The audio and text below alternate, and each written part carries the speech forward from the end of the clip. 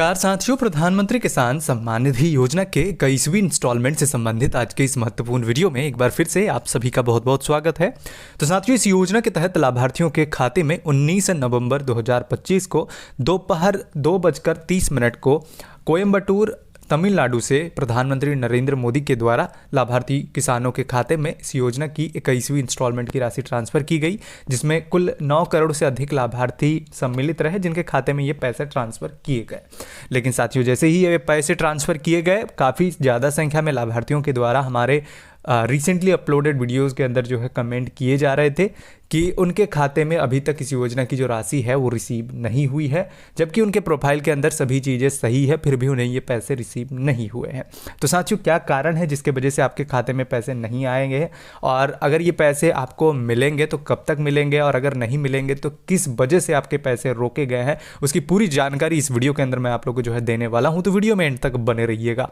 तो चलिए बिना किसी देरी किए वीडियो को शुरू करते हैं। उससे पहले आप सभी से रिक्वेस्ट करते हैं, अगर हमारे चैनल पर पहली बार आए हैं तो चैनल को जरूर सब्सक्राइब कर ले, ताकि इस प्रकार के कोई भी वीडियो हम कभी भी अपलोड करें तो सबसे पहले जानकारी आपको मिल सके। साथियों, जो अपडेट्स आए हैं उसके अनुसार पीएम किसान सम्मान निधि योजना के 9 करोड़ से अधिक लाभार्थियों के खाते में इस योजना की राशि ट्रांसफर तो की गई, लेकिन काफ़ी ज़्यादा संख्या में ऐसे लाभुक पाए गए जिन पर ministry of agriculture and farmer welfare department को साथियों संदेह है, यानी कि सस्पेक्टेड लाभार्थियों के जो पेमेंट है वो इस बार रोक दिए गए हैं।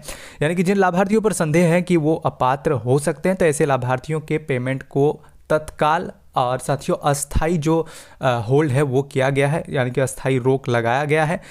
इन सभी लाभार्थियों के पेमेंट रिलीज होने से पहले अब जांच की प्रक्रिया की जाएगी। उसमें अगर लाभार्थी सही पाए जाते हैं तो उनके खाते में पैसे ट्रांसफ़र किए जाएंगे, जिसमें काफ़ी ज़्यादा संख्या में ऐसे लाभुक थे जिनके प्रोफाइल में एलिजिबिलिटी स्टेटस के अंदर सभी चीज़ें सही थी, लेकिन उनका पेमेंट साथियों प्रोसेस नहीं हुआ है। और ज़्यादातर ऐसे लाभुक इसमें सम्मिलित है जिन लाभार्थियों के द्वारा अपना प्रोफाइल के अंदर कोई समस्या होने के बाद उन्होंने जो है उससे समाधान कराया है, जिसमें KYC, लैंड सीडिंग या फिर आधार बैंक अकाउंट की स्थिति को जैसे जो है सही कराए हैं, और उसके बाद उनका पेमेंट रिलीज होना था, सारा पेमेंट एक साथ, लेकिन उन्हें जो है ये पैसे रिसीव नहीं हुए हैं।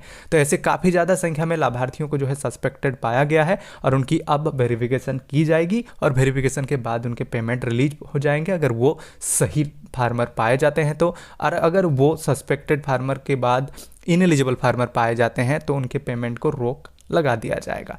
तो यही कारण है साथियों जिसके वजह से पेमेंट रोके गए हैं। सभी पेमेंट इसी वजह से नहीं रोके गए हैं, और कुछ लाभार्थियों के जो टेक्निकल प्रॉब्लम होती है साथियों उसके वजह से भी पेमेंट रोके हैं, क्योंकि अगर लाभार्थियों के बैंक से रिलेटेड कोई इशूज़ है तो उनके जो है पेमेंट रोक दिए गए हैं। तो उस कंडीशन में लाभार्थियों को उनका जो पैसा है वो अगले 1 सप्ताह के अंदर किसी भी वक्त उनके खाते में रिसीव हो सकता है। जो लाभार्थी जेन्युइन है, जिनके पेमेंट साथियों होल्ड नहीं हुए हैं, और जिनके होल्ड हुए हैं उनकी वेरिफिकेशन होगी, उसके बाद उनके खाते में जो पैसे हैं वो एक साथ जो है ट्रांसफ़र कर दिए जाएंगे।